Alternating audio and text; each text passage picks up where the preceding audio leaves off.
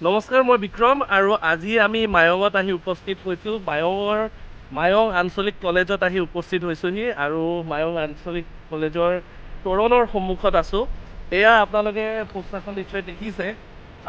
অসম চৰকাৰক ধন্যবাদ জ্ঞাপন কৰিব বিচাৰিছোঁ। অসম চৰকাৰৰ তত্বাৱধানত অসম চৰকাৰৰ উদ্যোগত যাদুৰ কৰ্মশালা অনুষ্ঠিত হৈ আছে মায়ঙত।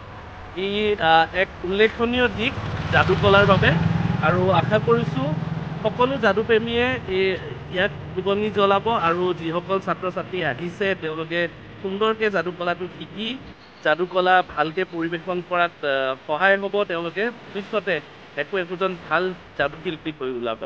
সেয়েহে আৰু লগতে আঞ্চলিক কলেজৰ যিসকল উদ্যোক্তা আছে তেওঁলোককো ধন্যবাদ জ্ঞাপন কৰিব বিচাৰিছোঁ। খুব সুন্দৰ প্ৰচেষ্টা এটা আছে। আমি ভিতৰৰ ফালেও আপোনালোকক কৈ দিছোঁ।